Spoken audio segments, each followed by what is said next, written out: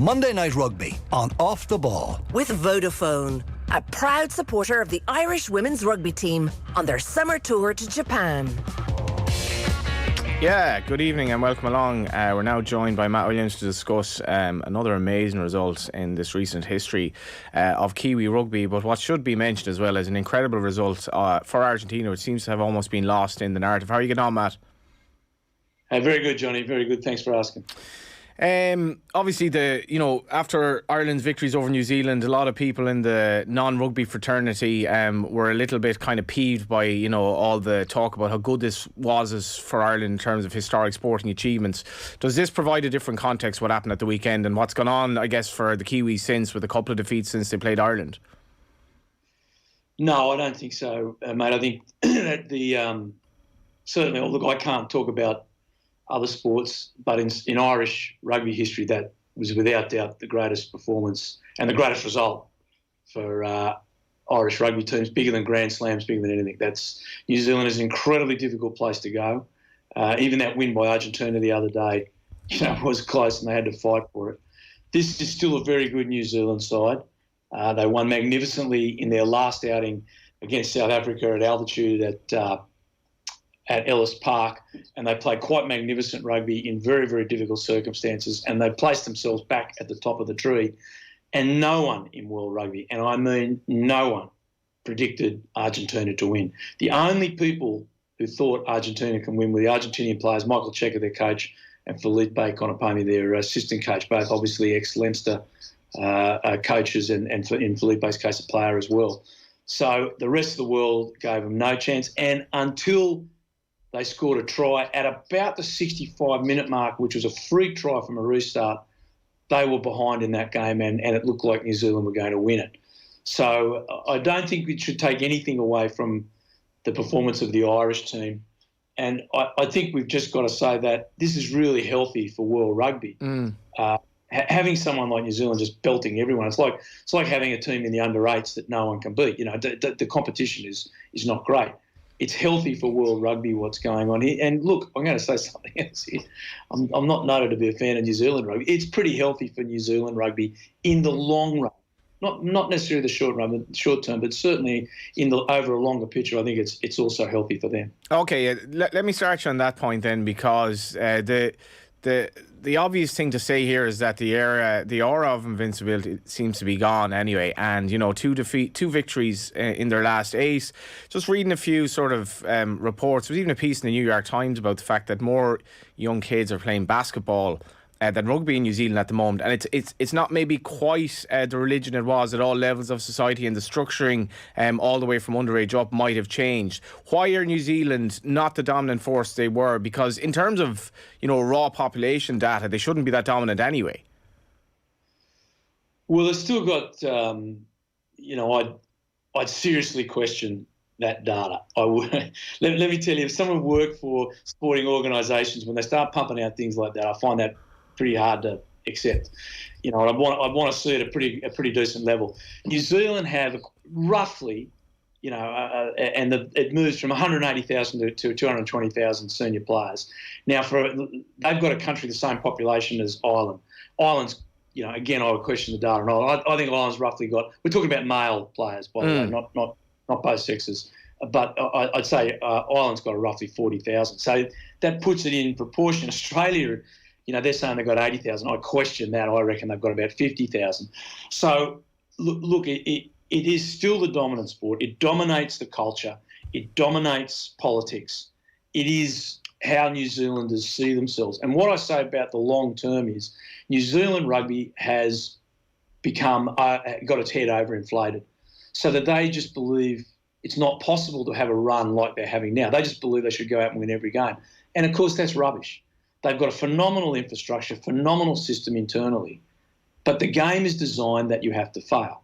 That's what it's made for. You have to experience winning and defeat. That's what rugby does. It's an impossible game to master. You're never going to do it.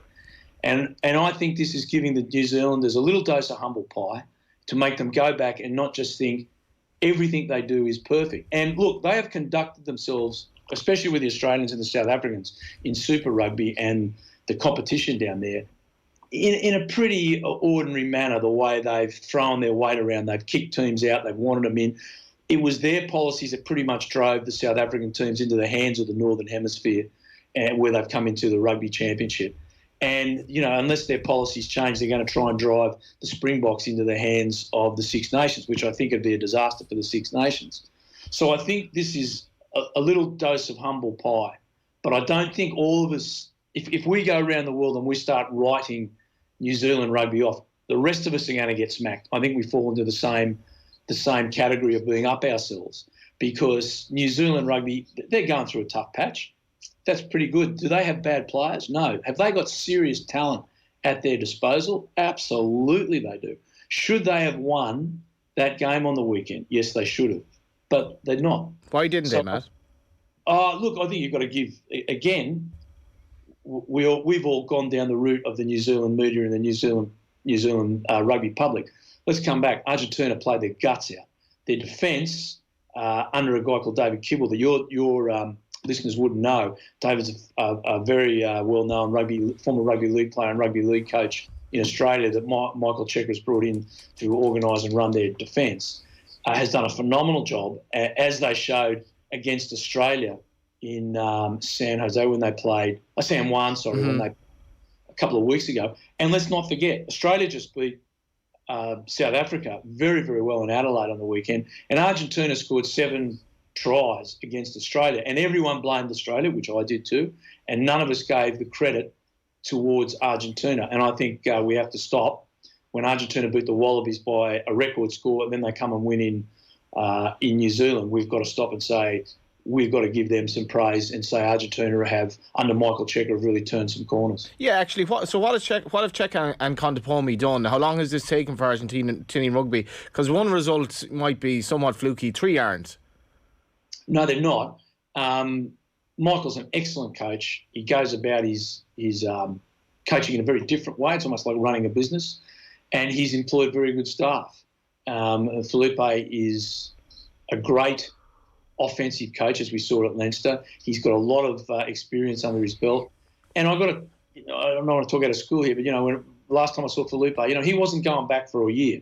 Felipe was going back with a long-term plan to help Argentinian rugby if he went back. Now, the fact that and I haven't spoken to him since he signed his contract there, but the fact that Felipe went back means that he's got a long-term vision for what rugby in Argentina is going to do at the international level.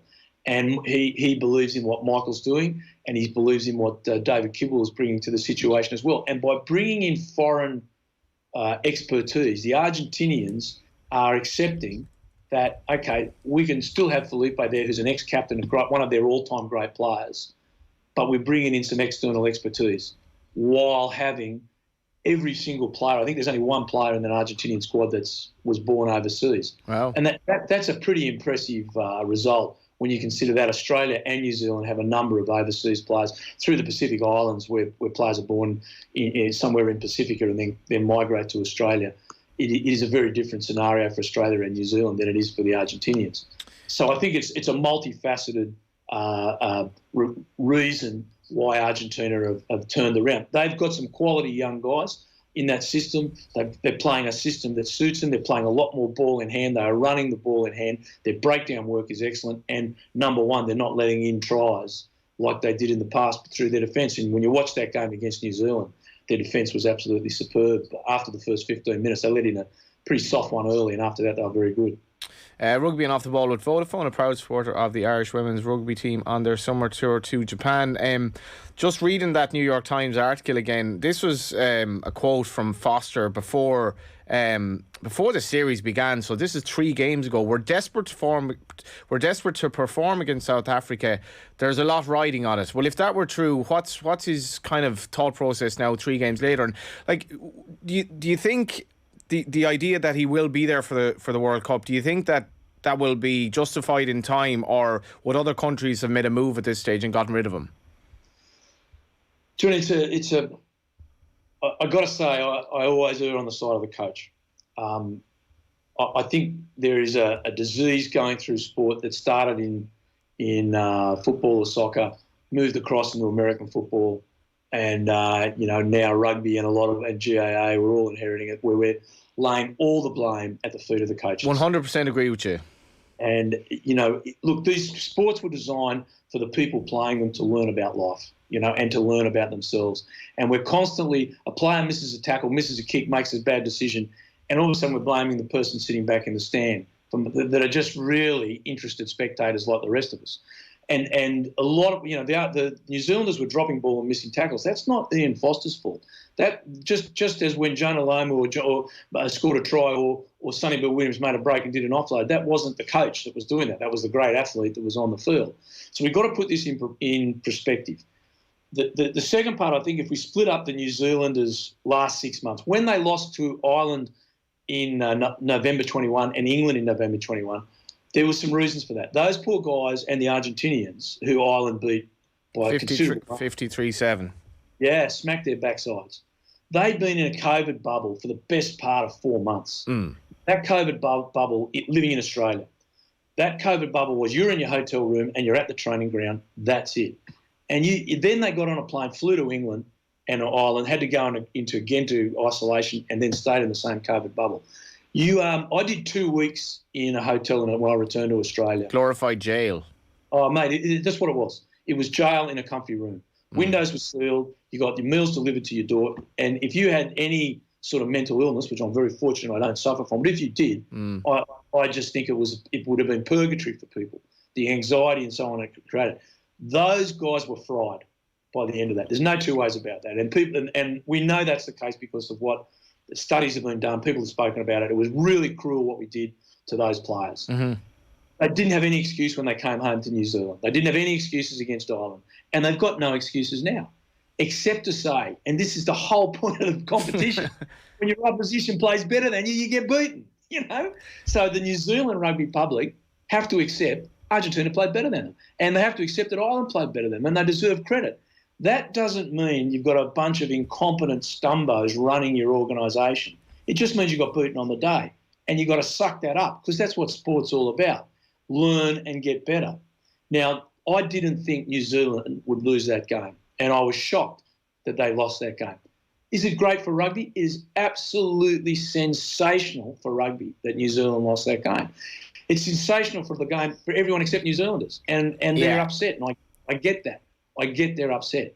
But they got to stick to the game. The game is winning and losing, and they're just in a point now where there's not much between their team and the rest of the world. Yeah, Australia. Sorry, Johnny. Yeah, sorry. Yeah, I think if you're looking towards the World Cup as a rugby fan, I mean, this must be one of the most exciting ever in terms of how open it is. But just getting back to, the New Zealand situation, you can fairly obviously tell when a team has lost faith in its coach from its body language and from stupid things that happen. Do you get any sense of that, or do you think they're buying into this as a long-term thing and it is a transition? Well, if they had a lot of the, and that's a sensational question, and the answer sits at Ellis Park at just under 5,000 feet altitude. One of, if not the hardest place in world rugby to go. Next to Eden Park, in my experience, it's the hardest place in the world to go. It's harder than Twickenham, harder than Lansdowne Road, harder than Stade de France. I've been to all those joints, and I can tell you that Eden Park and Ellis Park are really, really tough joints for different reasons. Eden Park mentally, Ellis Park physically. If they had lost faith in their coach, if they said this bloke isn't him, and they had just said we're going to lose that game, Ian Foster would have been out, but they didn't. Mate, they fought magnificently. They played sensational rugby. They were in front, should have been long away. The Springboks came back at about the 65th minute mark. They were behind, and the New Zealanders found another way to fight. If they didn't believe in what they were doing, they would have lost that game. So I don't believe that he's lost the change room, as the horrible cliche goes. I don't believe the players have lost it. They brought in Joe Schmidt.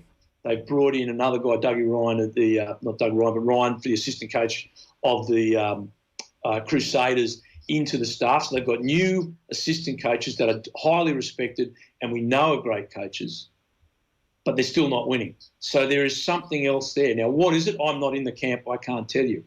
But whether they stay with Foster, and they said the other week they would after they beat South Africans. He's under considerable pressure, but it's very interesting that when you look through the New Zealand Herald, why there's criticism and disappointment, they've stopped this ridiculous haranguing of Foster, the terrible personal attacks that no person in sport should have to endure. They haven't done anything criminal. They haven't done anything that's in any way against the sport or to bring the sport into disrepute. They've simply been an honest person coaching a team and their team's lost.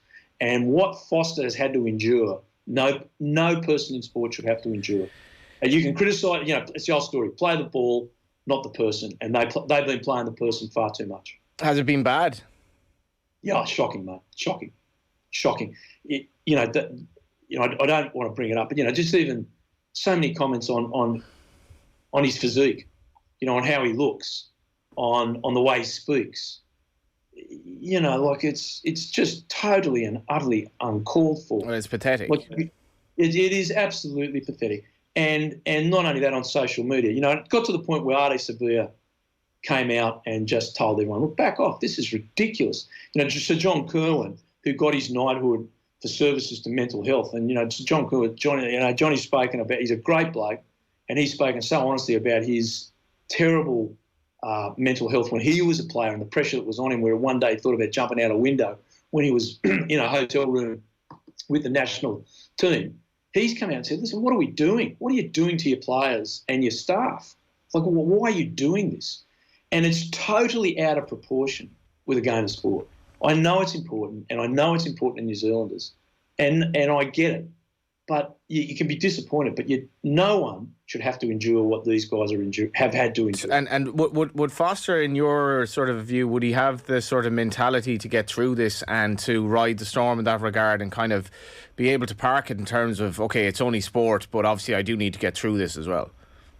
I don't know, Johnny. I don't know. I know a lot of those guys. I know Scott Robinson. I knew Stu Hansen and Graham Henry because I coached against them, and I knew and still see Scotty Robinson very, very occasionally. And I know the sort of people they are, but I don't know Ian Foster. But I'll give you an example. I wrote about it in the Irish Times. A guy called Green was a rugby league coach in Australia, and he committed suicide only a few weeks ago.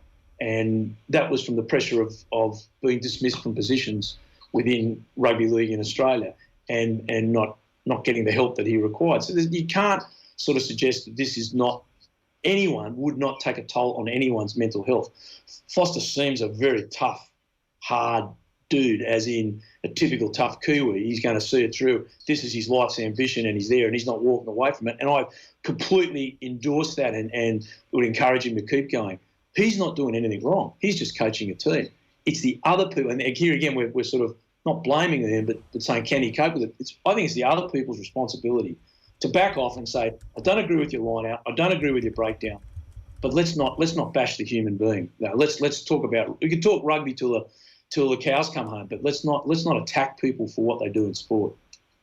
Yeah, Paul Green, who was survived by his wife and kids, aged 49. I think people forget that as well, Matt. That Ian Foster has kids, he's a family, that they're in this journey together, and you just get trolls in social media who just don't seem to care. Yeah, and that was Ade Sevilla's complete point, that this is, you're not just attacking the man, you're attacking his whole family, you're attacking his friends, his parents, who are elderly parents. Like, it's crazy. And of course, the keyboard warriors in the safety of anonymity behind a phone, some of the things they say, mate, are just horrific. And Sachin Tendulkar, the great Indian cricketer, always said, you never read the media, never read social media, never read it. You just can't. You can't. You're responsible for what goes into your mouth, and you're responsible for what goes into your brain. So you've got to do it. But it's very hard when you're in a position like Foster, in a country like New Zealand, where it is the dominant culture across the two islands, to isolate yourself from that. And also you have to attend press conferences. And the press conferences were, when you watch them, and I try not to watch them, but I do just a little bit because of what we do here. When you watch them, they were hand-to-hand combat. They were brutal. And it's the New Zealand media. Look, I'm quite happy to say it, and I've had stand-up arguments with a lot of guys in the New Zealand media. They are as much to blame as the people. They are as much to blame as the keyboard warriors, because they started. And I think they at many times over the years in my history have been out of control.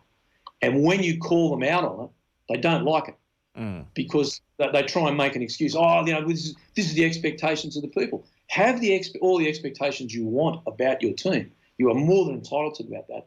But do not attack people for what they do in sport. This is not someone that is, again, they haven't done anything illegal. They haven't committed a crime. They're not a politician that has, scraped money off the top or has got some system going where they're ripping off a system. These are honest people that love the game. They've sacrificed a huge amount, make a lot of choices to get in it. They've been proven over many years at certain levels, and they're finally given an opportunity to coach a national side. And give them that respect. But talk rugby. But to talk about the physique of the national coach or how he speaks, his accent or the manner of his speech, that's just totally and utterly off the table. And I'm sorry if any of the Kiwis get angry with me. Look, you just shouldn't be saying, if we did that, if we switched our head and we did that to a women's team, the people would be wiped from the earth. 100%. And it's like, as a journalist, behave fairly, don't personalise issues, and it's reflected on you if you're calling out nonsense like that. Let's fast forward to the Rugby World Cup then. Who's going to be favoured? What position, mentally, physically, and everything else in New Zealand at that stage? Well, I actually don't think it changes anything, because the fact that the South Africans lost, and it's interesting, and I didn't know this till Saturday. South Africa haven't won Australia since 2014, which I was really quite taken aback at that. Now, there's a year of COVID's in there, so they didn't play for a little bit, but that's still a pretty amazing stat. I think it's an extremely open World Cup with France at the top of the scale. France are playing sensational rugby. They're at home. They've got massive advantage. The country is really united behind them, but you cannot write off New Zealand, you cannot write off South Africa because of the way they play. And I also have to say that Ireland, on the way they've been playing since November 21, and especially the result they got in New Zealand, if they continue on their growth, they have to keep getting better. They can't just say we're there now, that's all, we've got all the answers. They've got to keep growing. If they keep growing over the next 12 months, they've got a very good opportunity to get out of the quarterfinals and into the semis. And once you make a semi-final, you can win a World Cup. Best team has not won the World Cup on 4 or 5 occasions. So you can win it, and that's all 3 times. The 2 times Australia won it, and the time England won it, they were not the best team in the competition. But they got there because they got through their semi-finals and their quarterfinal. Once you get to the semi-finals, you got a good shot at the title. Getting to the game, so the Saffas and the Wallabies, you said that New Zealand essentially should have beaten Argentina but didn't. Should South Africa have won this game? We'll talk about a very controversial sin binning as well, but who should have won this game in terms of meritocracy or whatever? Australia were the better team, I have to say. Okay. I have to say, and I look again, mea culpa, I thought South Africa would win. I thought South Africa, I wanted Australia to win because Laurie Fisher, the old Munster coach, and a great old mate of mine, Laurie's finally been appointed into the Wallaby squad. He should have been there decades ago, and took over the defensive coaching and the breakdown work and did a sensational job. The Australians defended quite magnificently. It wasn't until the game was over in the last 7 or 8 minutes that South Africa went about. They sort of relaxed and let South Africa in, which I'm sure Laurie would be disappointed with.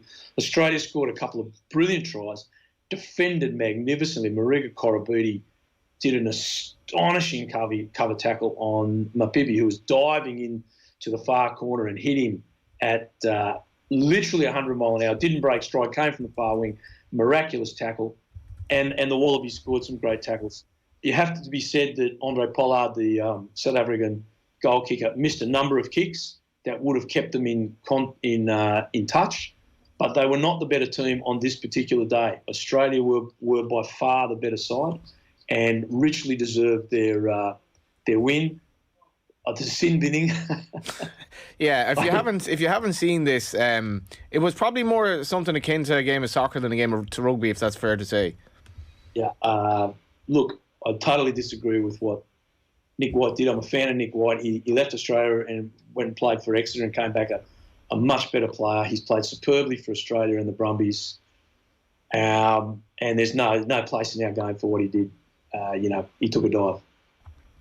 and I don't endorse it, and I faffed the clerk the South African scrum half got 10 minutes, which I also thought was a joke. It wasn't a penalty, and even the TMO replayed it, and it showed he didn't make contact. You know, if he did, it was a finger touching his chin, you know, or flicked his face. It certainly wasn't a forearm, wasn't a hit, and it didn't knock him off his feet.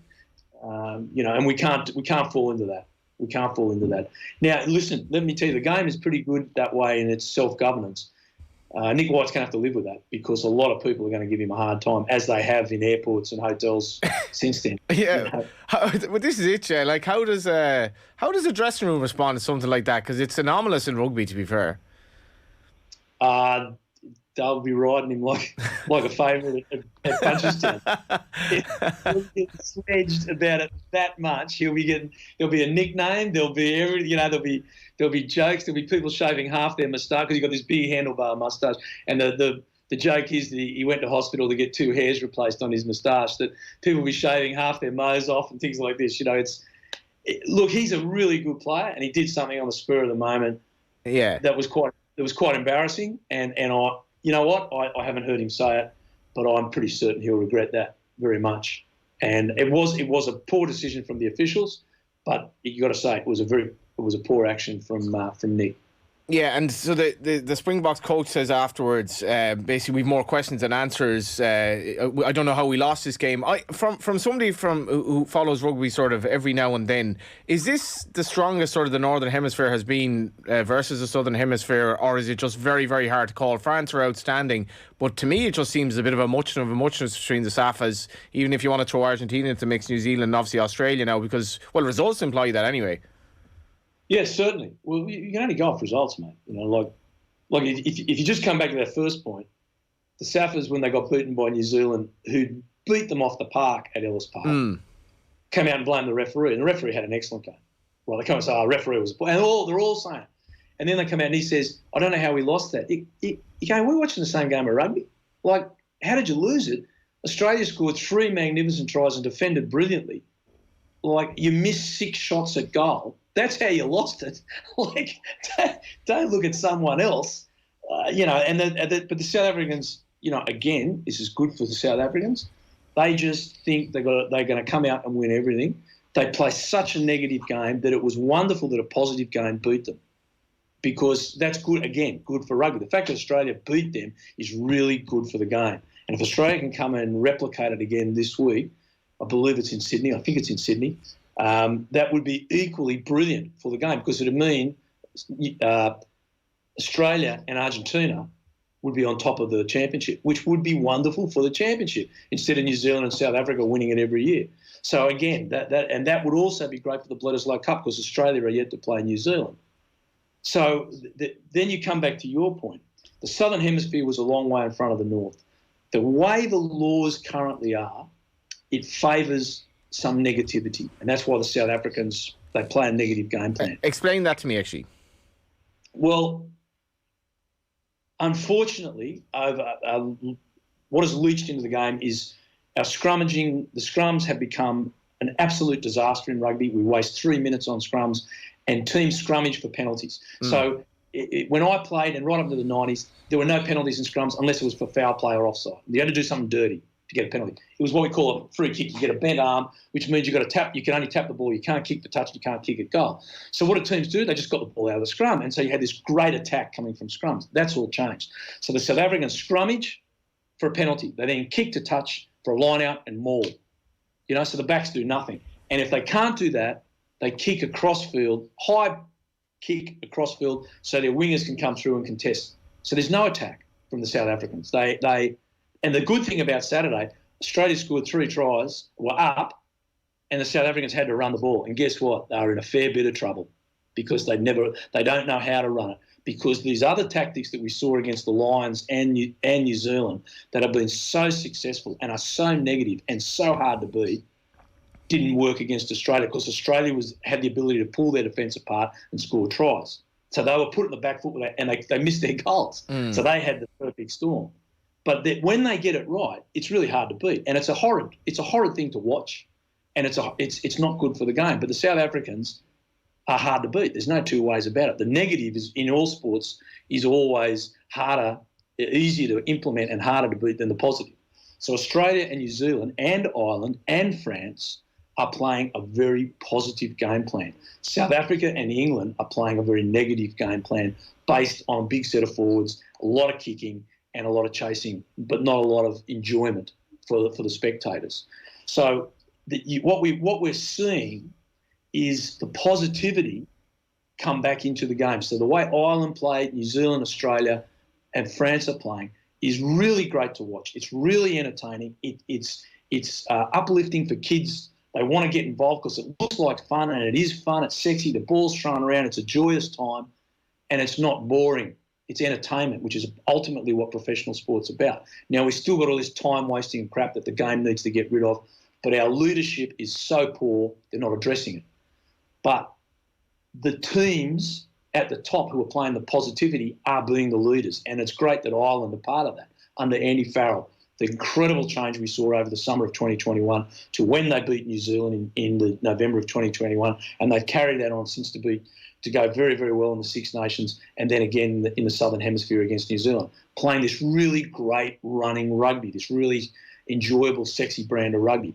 New Zealand play it, Australia play it, France play it. So what does that mean for the World Cup? It's a very even World Cup 12 months out. Very, very even 12 months out.